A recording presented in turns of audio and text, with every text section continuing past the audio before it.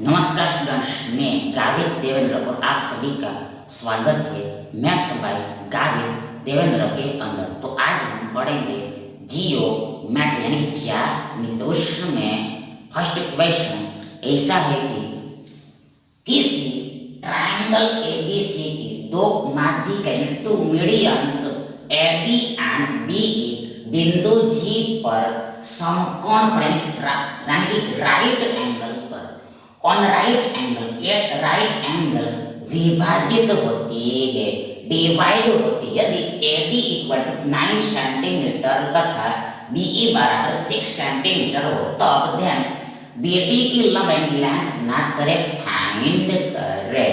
10 centimetre, 6 centimetre, 5 centimetre and 3 centimetre. अब देखो सबसे यहाँ पर हियर बात ट्रायंगल एबीसी की है, त्रिभुज एबीसी के। इसे देखो यहाँ पर पहले त्रिभुज एबीसी लेना पड़ेगा, त्रिभुज एबीसी लेना पड़ेगा, ट्रायंगल एबीसी लेना पड़ेगा, त्रिभुज एबीसी ट्रायंगल एबीसी लेना पड़ेगा। अब आगे देखो यहाँ पर फिर आगे बोला है कि ट्रायंगल एबीसी की दो माध्यिका यानी मीडियंस एडी एवं बीई है। यानी देखो यहाँ पर एक माध्यिका यानी एक मीडियन, देखो ये एडी है, एडी है, एडी है, एडी है, मतलब देखो यहाँ पर डी बिंदु आएगा, यहाँ पर डी आएगा। देखो ये एडी माध्यिका है, मीडियन है, मतलब देखो ये माध्यिका का काम सामने वाली भुजा को यानी ऑपोजिट साइड को दो भाग में बांटना होता है, दो इक्वल पार्ट में डिवाइड करना होता है। मतलब यहाँ पर BD इक्वल टू DC, ये दोनों भुजा बराबर, BD और DC यानी DC और BD इक्वल है, बराबर है। आगे देखो ये और ये बराबर है। आगे देखो दूसरी मीडियन, दूसरी माध्यिका, देखो ये BE है, तो B यहाँ पर, मतलब देखो यहाँ पर ये हमारी दूसरी माध्यिका BE है, BE है। और माध्यिका का काम सामने वाली भुजा को दो भाग में इक्वली पार्ट में डिवाइड करना। यहाँ पर ये AE बराबर इसी होगा, ये दोनों भुजाएं बराबर है, ये A इक्वल टू इसी। पर यहाँ पर ये रफ डायग्राम है इसलिए को आपको ऐसा लगेगा, पर हकीकत में इक्वल होगा, ऐसा यहाँ पर दिया है। देखो यहाँ पर देखो बिंदु G पर समकोण पर विभाजित होते, मतलब यहाँ पर ये दोनों माध्यिका जहां पर टच हो रही है, काट रही है, ये इंटरसेक्टिंग पॉइंट है, उसको यहाँ पर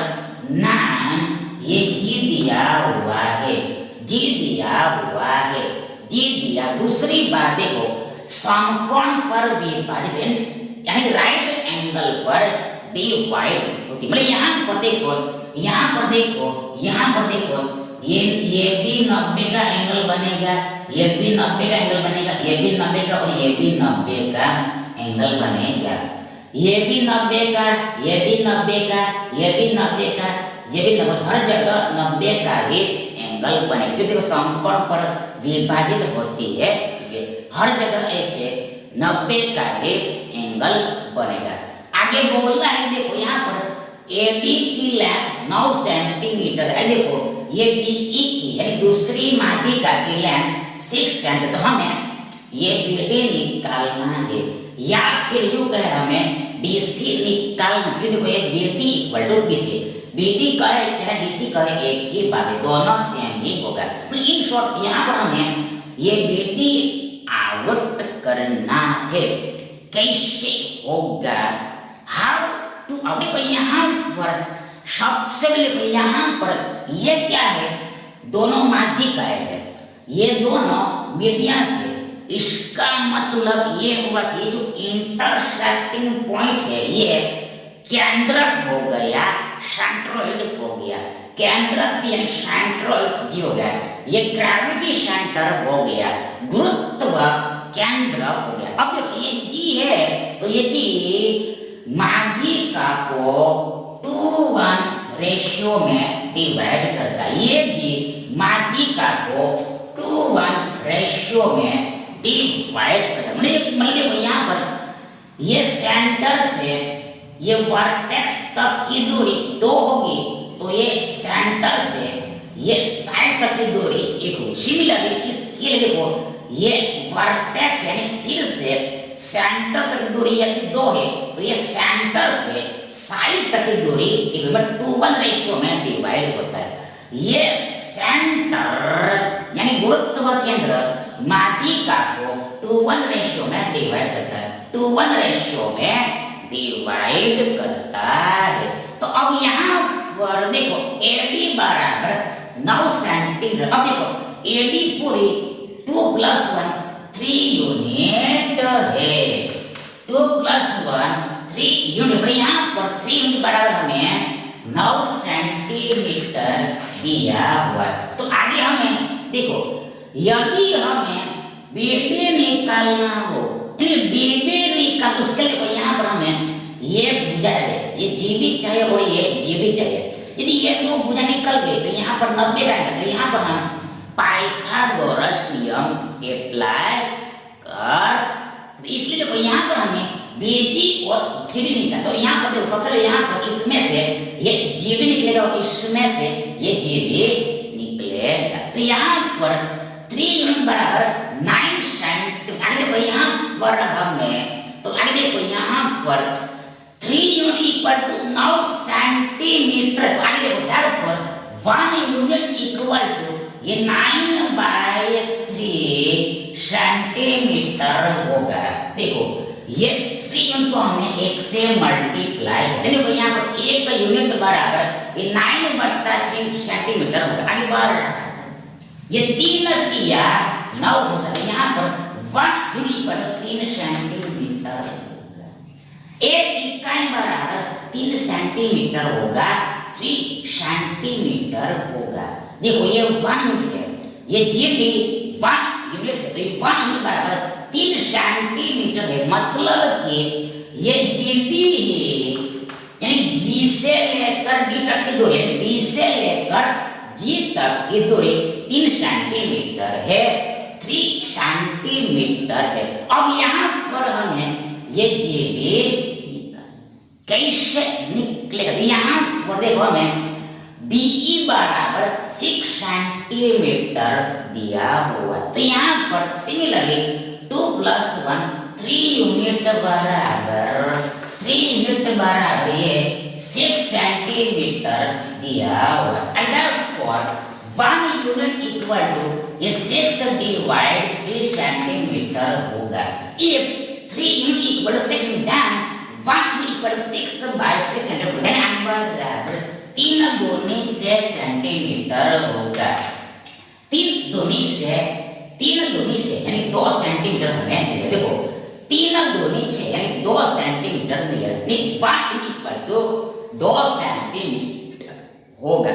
अब यहाँ पर हमें GB निकल, GB यहाँ पर 2 यूनिट। देखो यहाँ पर गलती नहीं होनी चाहिए। देखो यहाँ पर 2 है, इधर वाला 1 है, ये G 1 है, यहाँ पर हमें BG निकाल, ये 2 है, यानी हमें 2 यूनिट की वैल्यू निकालनी है। देन देखो if 1 unit equal to 2 centimetre, then 2 unit equal, देखो ये 2 × 2 सेंटीमीटर होगा। फिर से if अगर 1 unit equal to 2 centimetre, then 2 unit equal to ये 2 × 2 सेंटीमीटर। देखो ये 2 को ये 2 से गुणा करना है, एक की वैल्यू को 2 से गुणा करना पड़ेगा ना।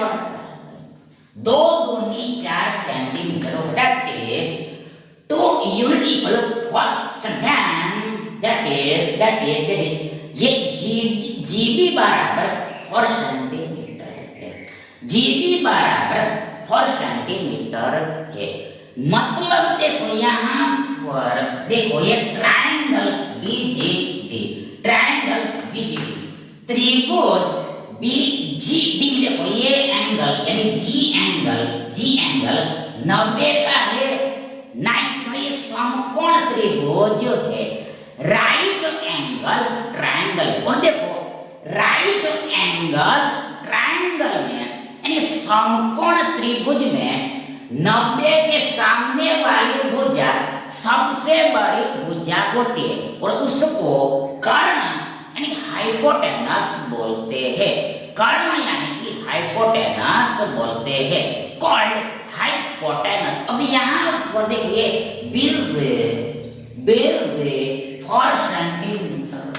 आगे देखो ZD ये वाली 3 सेंटीमीटर है, ZD 3 सेंटीमीटर। देखो ये स्पष्ट है कि ये BD 5 सेंटीमीटर होगा।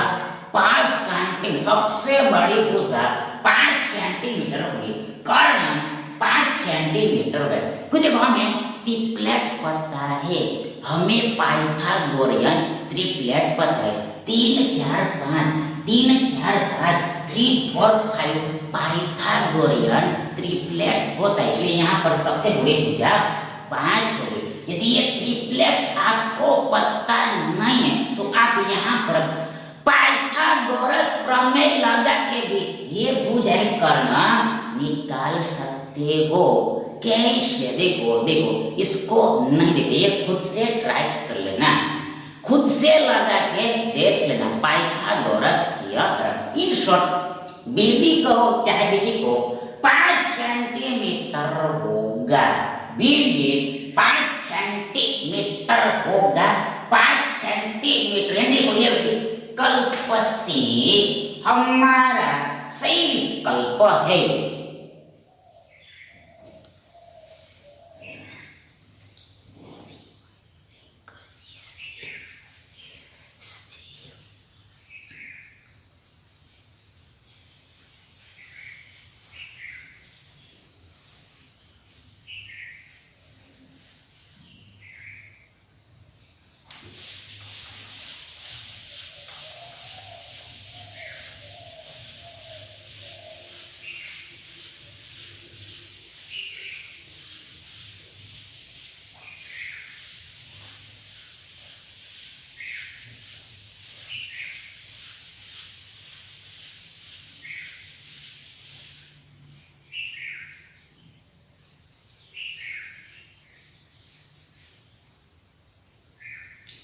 नेक्स्ट क्वेश्चन देखिए, एक वन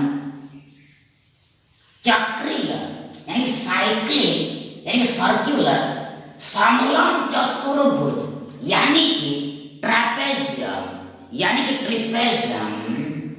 ABCD इस तरह है कि so that it is such that AD parallel BC है और एंगल AB 70 है, तो एंगल BCD का मान वैल्यू क्या होगा? 60 70 40 80। अब सबसे यहाँ पर ये देखो ये चक्रीय बोला है, सर्कुलर बोले, मतलब सबसे यहाँ पर हमें सर्कल लेना पड़ेगा, वृत्त लेना पड़ेगा, सर्कल लेना पड़ेगा, वृत्त लेना पड़ेगा। आगे देखो यहाँ पर समलंब चतुर्भुज बोला है, ट्रिपेजियम बोला है, तो देखो समलंब चतुर्भुज यानी ट्रिपेजियम, समलंब चतुर्भुज यानी ट्रिपेजियम हम अभी ड्रॉ करते, अभी हम ड्रॉ कर देखो ऐसे बनेगा, इसके हिसाब से यहाँ पर ऐसा बनेगा, ऐसा बनेगा, ऐसा बनेगा, ऐसा बनेगा, ऐसा बनेगा, ऐसा बनेगा। इसको हमने नाम दिया A, इसको नाम दिया हमने B, इसको नाम दिया हमने C और इसको नाम दिया हमने D। ये हमारा समलंब चतुर्भुज ABCD हो गया, ABCD हो गया। देखो ये ABCD हो गया। अब इसमें देखो AD पैरेलल BC, AD और BC, AD और BC, ये AD और BC ये दोनों लाइन पैरेलल है। ये दोनों लाइन पैरेलल है, ये एडी और बीसी दोनों पैरेलल है, समानांतर है। मतलब ये लाइन एक दूसरे को कभी भी मिलेगी नहीं।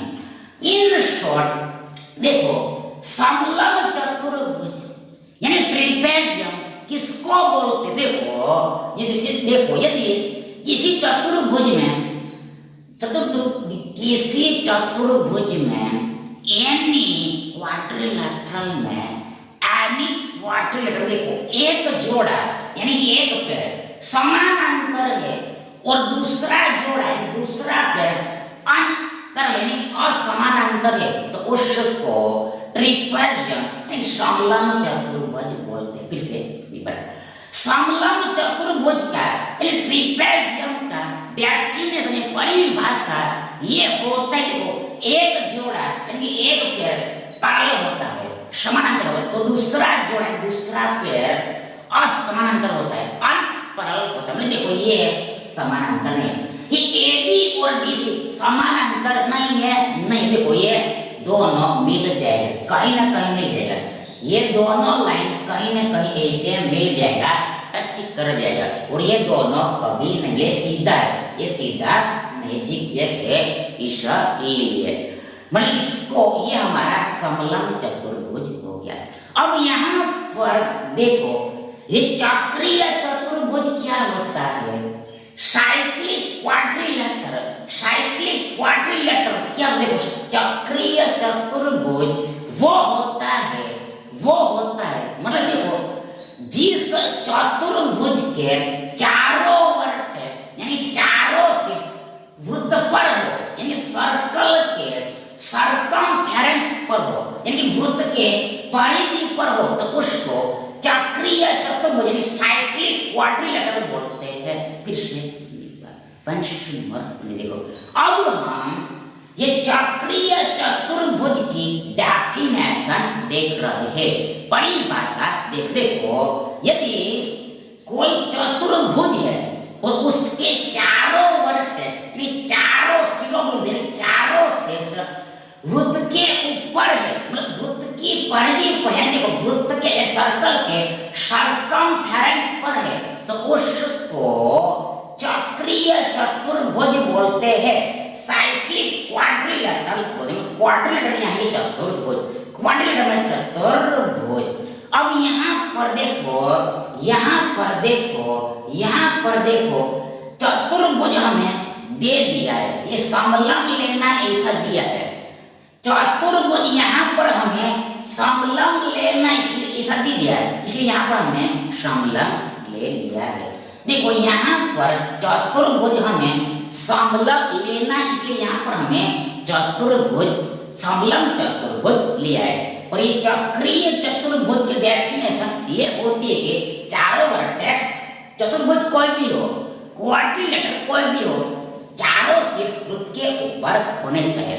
अब देखो ये चक्रीय चतुर्भुज यानी साइक्लिक क्वाड्रिलेटरल की खासियत यानी कि प्रॉपर्टी ये होती है कि आमने सामने वाले कोणों का योग 180 होता है, ऑपोजिट एंगल का एडिशन 180 होता है, ऑपोजिट एंगल का एडिशन 180 होता है, ऑपोजिट एंगल का एडिशन यानी सम यानी योग 180 अंश होता है। ये चक्रीय चतुर्भुज की खासियत होती है। अंदर कैसा भी चतुर्भुज रहे उससे कोई मतलब नहीं, चतुर्भुज होने दे, चार वर्टेक्स होना चाहिए, मतलब चार साइड है, चार वर्टेक्स है, तो उसको चतुर्भुज बोलते हैं, क्वाड्रिलेटरल बोलते हैं। तो यहाँ पर ये हमारा हो गया चक्रीय समलंब चतुर्भुज, साइक्लिक ट्रिपेजियम। यहाँ पर मतलब समलंब चतुर्भुज को ट्रिपेजियम बोलते हैं, कॉल ट्रिपेजियम। तो आगे देखो यहाँ पर एडी और बीसी पैरेलल तो होगा ही तभी समलंब होगा। आगे एंगल एबी 70 है, ए बी 6, ए बीच बीच में भी मतलब ये वाला एंगल 70 है, ये वाला एंगल 70 है, 70 डिग्री। फिर से एंगल एबी 6, एंगल बीच में भी 20 70 है, 70 है। आगे देखो हमें बी सी डी निकालना है। देखो ये बी सी डी यानी डी सी बी, बीच में सी होना चाहिए, हमें सी निकालना, ये निकालना है, ये आउट करना है। कैसे निकली? देखो यहाँ पर हमने अभी अभी कहा कि आमने सामने वाले कोणों का योग 180 होता है, ये 70 है, तो सीधी सी बात है कि जाहिर सी बात है कि ये 70 है, ये 110 होगा, 110 होगा।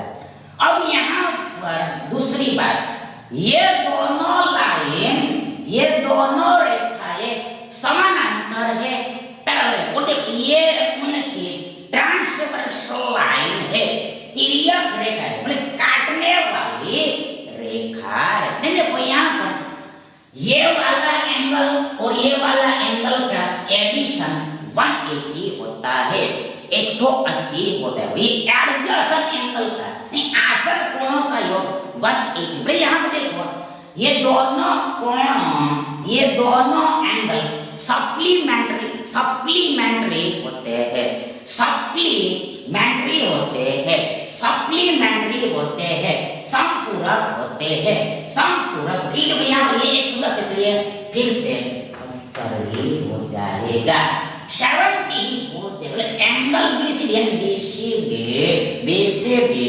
डीसीबी बीसीडी डीसीबी 70 होगा, 70 होगा। सो therefore ये ऑप्शन बी हमारा, ऑप्शन बी हमारा वी राइट ऑप्शन होगा।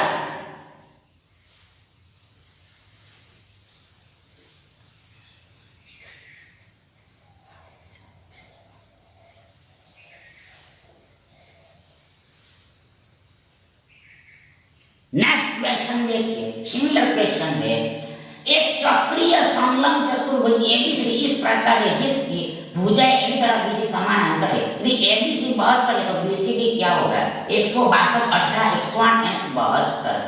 अब यहाँ पर डायग्राम तो सेम ही रहेगा। देखो यहाँ पर सिर्फ आंकड़े बदले हैं, डेटा बदला हुआ है। देखो यहाँ पर एंगल बदला, देखो यहाँ पर एंगल एबीसी 72 है, एबीसी 72, देखो ये एबीसी यहाँ पर 72 है, एबीसी 72, ये एंगल 72 है, 72 है, तो हमें बीसी यानी कि यही निकालना है, यही निकालना है, यही आउट करना है, यही आउट करना है, ये बीसी निकालना है। देखो आमने सामने 180, ये 72, ये 72, ये 72, ये 72, ये 72, इसके सामने यानी कि ऑपोजिट का एंगल यानी एंगल एडीसी यानी एंगल सीडीए, एंगल एडीसी यानी एंगल सीडीए, सीडीए देखो सी लो, देखो सी लो 108 डिग्री होगा, 108 डिग्री होगा, 108 अंश होगा, 108 डिग्री होगा, 108 डिग्री होगा। अब फिर से सिमिलर बात, ये दोनों लाइन पैरेलल है, देखो ये दोनों कोणों का योग 180 होता है, 180 होता है, देखो ये 108 है, तो सीधी सी बात ये फिर से 72 ये आ जाएगा, 72 ही आ जाएगा। मतलब देखो एंगल बीसीडी यानी डीसीबी, बीसीडी यानी डीसीबी बीच में सी होना चाहिए, ये एंगल 72 का ही 70 डिग्री होगा, 72 अंश ही होगा। ये विकल्प डी हमारा सही विकल्प है।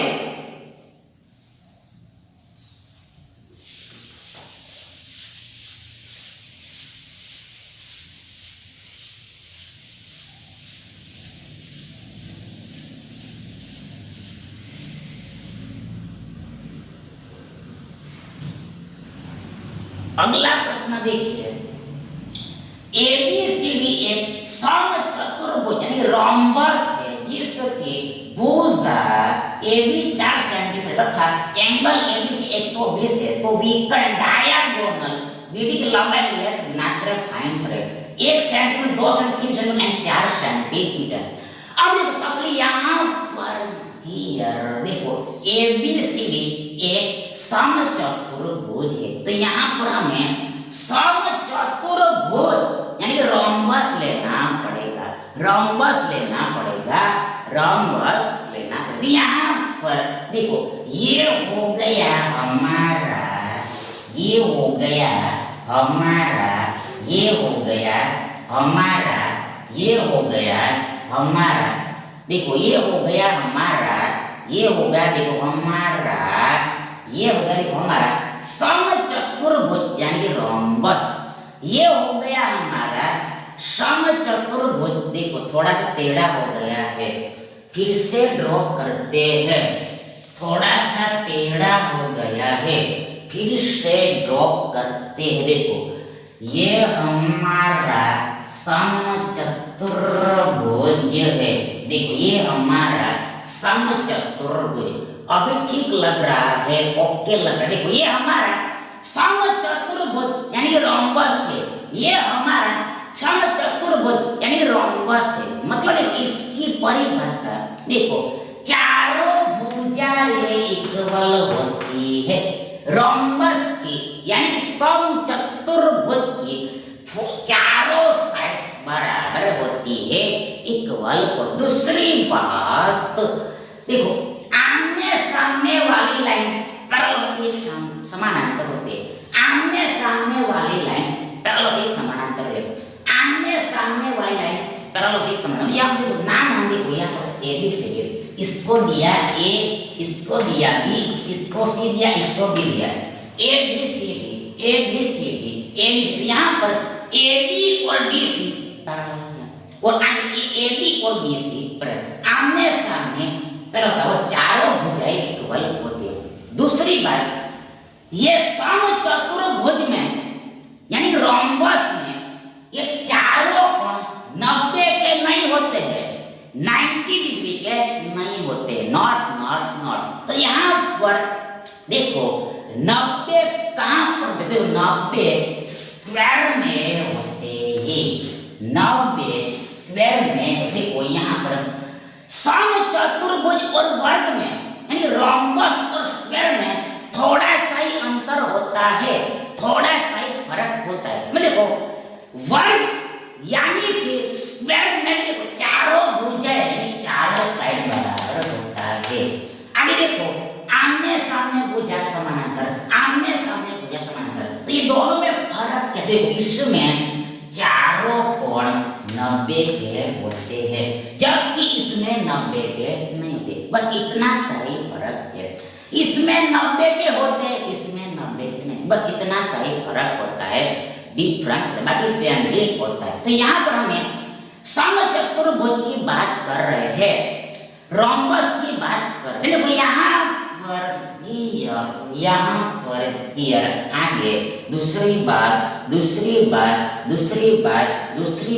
यहाँ पर ए बी 4 सेंटीमीटर, देखो ये ए बी 4 सेंटीमीटर है, देन ये बी सी भी 4 सेंटीमीटर, डी सी भी 4 सेंटीमीटर, एंड ये ए डी भी 4 सेंटीमीटर होगा।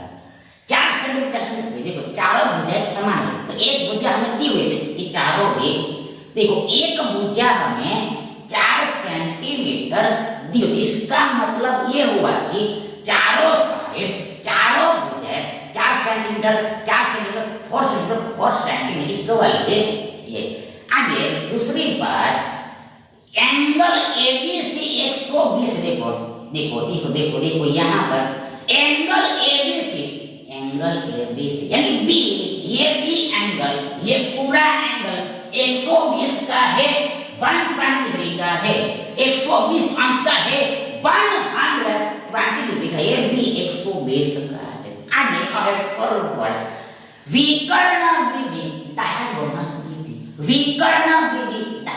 देखो सबसे देखो यहाँ पर विकर्ण किसको बोलते हैं, डायगोनल किसको बोलते हैं, विकर्ण किसको बोलते हैं, डायगोनल किसको। देखो यहाँ पर ये हमारा बीडी एक विकर्ण हो गया, डायगोनल। इसी प्रकार ये एसी एक ऐसी एक डायगोनल है, विकर्ण है। तो यहाँ पर दो विकर्ण हमें मिलेंगे, दो डायगोनल मिलेंगे।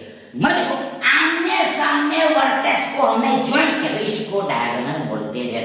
आमने सामने पॉइंट को हमने ज्वाइंट किया इसको डायगोनल बोलते हैं। यहाँ पर दो डायगोनल बने, और यहाँ पर हमें देखो बीडी की चर्चा की, यहाँ पर ये डीबी की चर्चा की तो इसको हमने यहाँ पर डीबी लिया, ये विकर्ण हमें खींचा, ड्रॉ किया।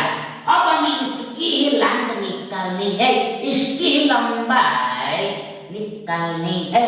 कैसे निकलेगी? How to? देखो यहाँ पर देखो देखो देखो देखो एक बात रिमेंबर करके रखनी है कि एक बात खास याद करके रखनी, देखो ये जो विकर्ण होता है समचतुर्भुज में यानी रोम्बस में, समचतुर्भुज में यानी रोम्बस में, समचतुर्भुज यानी रोम्बस में ये जो विकर्ण होता है यानी डायगोनल होता है वो बाइसेक्टर होता है, एंगल बाइसेक्टर होता है। कौन समद्विभाजक होता है, कौन अर्धक होता है? किससे? एक बार रोम्बस में समचतुर्भुज में विकर्ण डायगोनल एंगल बाइसेक्टर कौन अर्धक यानी कौन समद्विभाजक होता है। देखो ये लाइन ये पूरे एंगल को दो इक्वल पार्ट में बांटता है। ये डायगोनल ये पूरे एंगल को दो समान टुकड़ों में बांटता है, दो इक्वल पार्ट में डिवाइड। मतलब देखो ये पूरा 120 है तो इतना 60 होगा, इतना भी 60 होगा, 60 में बढ़ जाएगा, 60 में डिवाइड होगा। अब यहाँ पर अब देखो जो भी खेल होगा यानी गेम होगा वो ट्रायंगल एबीडी में होगा, त्रिभुज एबीडी में होगा, ये त्रिभुज में होगा, ये त्रिकोण में होगा, ये ट्रायंगल में होगा। मतलब देखो यहाँ पर ये ट्रायंगल एबीडी में त्रिभुज एबीडी में ये दो भुजा बराबर है, ये दो साइड इक्वल है, तो इसका मतलब यानी अर्थ यानी मीनिंग ये हुआ कि दो कोण भी बराबर होगा, दो एंगल्स भी इक्वल होगा, मतलब सामने सामने वाला एंगल इक्वल होगा। यदि ये भुजा के सामने वाला एंगल 60 है तो ये भुजा के सामने वाला एंगल भी 60 ही होगा। फिर से यदि किसी ट्रायंगल में दो साइड इक्वल, दो कोण भी इक्वल होगा तो कौन सा वाला? सामने वाला होगा, ऑपोजिट वाला। मतलब देखो इसके सामने 60 तो इसके सामने भी 60 ही होगा, 60 होगा, दो साइड बराबर, दो सामने वाला एंगल बराबर। उल्टा यदि दो एंगल बराबर तो सामने वाली दो भुजा इक्वल होगी।